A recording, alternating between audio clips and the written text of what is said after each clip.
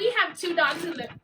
Hi guys! Hello everyone! Welcome back. I am Megan. I'm Dwayne. And we are the Blended Family Marriage Coaches. That's who we are and what we do. We're so glad that you're here. We're going to talk today about control and the complete lack thereof. So just bear with us. We're going to talk about controlling your home, control of the things that you can control, control of the things that you can't. But we've recently done some fun date night videos, some fun date videos.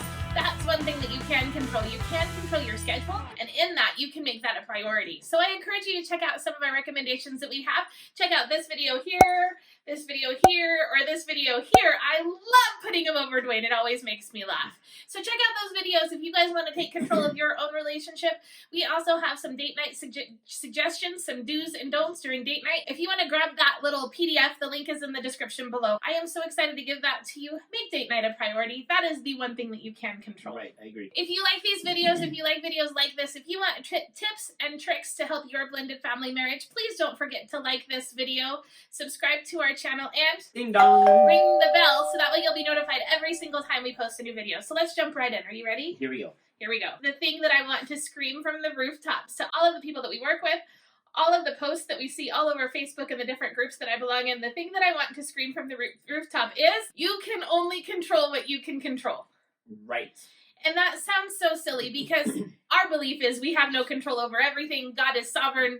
He is a good God and he has control over everything. So we can make our plans. They're going to fail. God's going to come in and make better plans anyways. Right. That's our belief. But what I mean by control is I don't mean that kind of control. I mean more of a boundary setting, which we did several videos on boundary setting. Yep.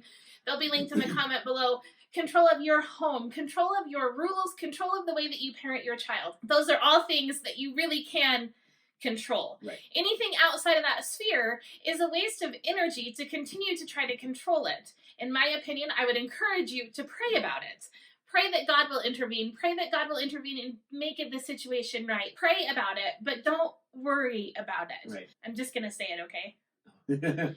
Pull the Band-Aid right off. Divorce sucks. You guys, it is the biggest, it just sucks. It is so hard. Divorce causes so many issues that you don't even know, right, that you don't even understand. And shameless plug, I did an entire chapter in my book about this, that it affects things that you can't even wrap your mind around right now. Right. You can't even think about right now. Mm-hmm. So now 2 or 5 or 10 or 20 years down the road, you're dealing with some of the consequences of your divorce. Right. One of the consequences of your divorce is that you're now co-parenting with the person that you divorced. Right. I didn't like him to begin with, and now I have to raise these kids with him. I am not saying that specific to my ex-husband. My ex-husband is a wonderful father, and I'm so thankful for the things that he's done for my girls. But that's what happens. I didn't get along with this person. This person made me absolutely crazy, and now my kids live with him 50% of the time. Right. So we have 2 dogs in here today, and we just got a huge interruption. I got way passionate and fired up, and Hamilton came in and knocked the microphone down. We haven't introduced Daisy yet, but she's coming. Her debut will come. We'll have to think of a theme song for her. But both of them are in here, so we apologize if you guys experienced any weird things. I'm going to try to edit that out, but I kind of lost track. So now I'm going to go back to what I was saying is it's hard to co-parent with people that you have a tumultuous relationship with. So number 1, I suggest to really work on some inner healing, to really work on some forgiveness, really let all of those feelings go away. That's not the right word, heal them. Even when wounds heal, we still have scars. So It's definitely going to be fresh. It's definitely going to be a little bit sensitive. Mm-hmm. However, take heart in knowing that you can't control what happens at the other parent's house. Right. Short of abuse, which is very rare, or neglect, which again, I pray is very rare, you kind of don't even have the right to. Right. You kind of don't. And I hate to say that because I think it makes people feel like, but they're my kids. Oh no, you're right. They are your kids, but they're also that other parent's child. Right. That other parent has an entire different brain, an entire different idea, an entire different history that they're trying to raise their kids with as well. Right. So I always say this, extend grace, work on forgiveness and extend grace. That is so important. I believe that you really cannot heal from a lot of things until you work through that. Right. So I encourage that first step, extend grace and work on forgiveness is the first step. The second step, establish the boundaries in your own home. Establish what is acceptable in your own home. Right. Establish the reason why you want your marriage to succeed, whatever that may be. For Dwayne and I, it is so that way we can be the example to our children of what a marriage is going to look like. There is no compromising that. We are to be that example, and that's just what our foundation is on, aside from Jesus Christ, in our own home. So establish all of that. Establish the rules and the consequences for breaking the rules. Establish the social media boundaries and all of that. Establish that for your kids, and definitely communicate that with the person you're co-parenting with. But if they have a different idea, if they have a different negotiation, if they have a different parenting style, guess what? Sorry. There's not much you can do. So we did do a series on boundaries. We did. So if you have some questions about that, you can go back and look at those videos. But Megan is definitely right. If you establish boundaries in your own household, as far as phone usage, social media, whatever, you do need to communicate that with the person that you're co-parenting. And even if they don't agree or they bristle or they say, I'm not going to follow them, you still have communicated that to them so that your kids know, okay, dad or mom have shared these boundaries with my other parents, and so they'll probably play the back and forth game. I'm sure kids like to do this a lot, and to see how much they can get away with. But you still need to communicate that with your co-parent. You need to express that with your co-parent so that information has been shared. And that goes back to, that's another thing that you can control. If the co-parent that you're trying really hard to co-parent with doesn't respond to that, doesn't give you the same kind of communication, doesn't give you the same kind of respect, doesn't do that, you can't control that. Right. You can be the better person and continue to communicate, continue to respond, continue to tell the person, so-and-so brought home this grade, so-and-so said this, whatever. Continue to be the better person, because that is something you can control. What you can't control is whether or not the co-parent is going to respond with that. Right. That's fine. Mm-hmm. What the kid sees is that you are stable, you care, you want the other parent to care, you want the other parent to know what's going on in the kids' lives. That's really what's the most important here. The kid will also see if the other parent doesn't care. We are assuming that because the other parent doesn't respond the way that we want them to, that they don't love them, they don't care, that they're being irresponsible, whatever. That's just a bunch of assumptions on our part. We don't know what's going on in that house, nor should we. You guys can only control your thoughts, feelings, emotions, and actions. You cannot control anybody else's thoughts, feelings, emotions, or actions. Right. You cannot. Again, I have to stress this. Abuse is real. It happens. Neglect is so true and severe.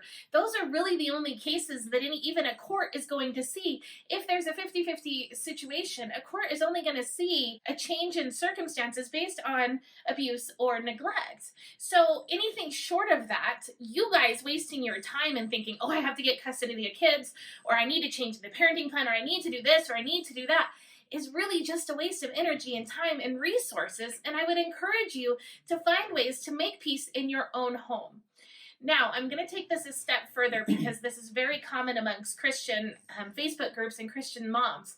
What do we do when our home has Christian values, thoughts, and beliefs, and the other home doesn't?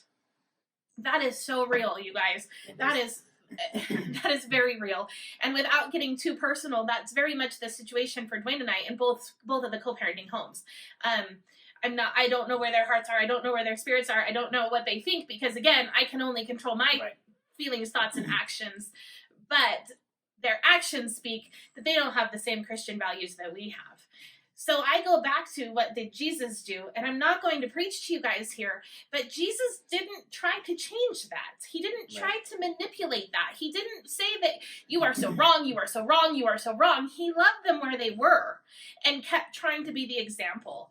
And that's what I think we can do. That's all we can do. We can love the co-parents where they're at. We can love our children where they're at, and we can continue to be the Christ-like example in their lives and the solid rock in which they stand. If kids are in our house on Sunday mornings, they go to church, period. There's no exception there. That's one of the boundaries that we put in place. That's not true. We are in COVID crisis. Nobody goes to church. If kids are in our house on Sunday mornings, they're listening to sermons online with us. If we have Bible studies throughout the week and our custody changes and now we have kids, we don't change our schedule because the kids are with us. The kids come with us and do ministry with us because we only have a small influence in our kids' lives, right? We only have 18 years, sometimes 20 to 22.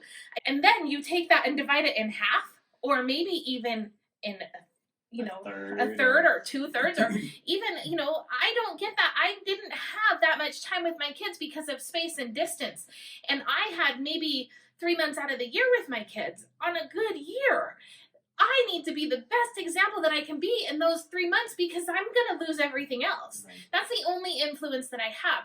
And I'm not trying to shortchange the power of prayer here. You guys, as Christians, and again, I'm only talking to the Christians, this applies to everybody. I'm not apologizing for my faith, but what I'm saying is this applies to everybody. You can change people by your example, and you can change people by your prayers. Right. That's the only way that you can. Well, let's clarify. We can't change people, No. but they're praying for them that Christ can change people. The Holy Spirit can come in and change I know them. people understand that. And we do understand that. But my point is, your example is the only influence that you have on your children. Right. They're going to do more of what you do than what you say. They're going to react more to how you react than to how you say it. Your example is so important. Right. So if every time something goes wrong at the other parent's house and you react out of anger, frustration, whatever, how do you think those kids are going to react every time something goes wrong at your house? Right. They're going to act out of anger and frustration as well. When you're here, this is how we have our rules. That's fine if your mom doesn't make you do that, but here, we're going to make you do that. Right. So those are things that you guys can control.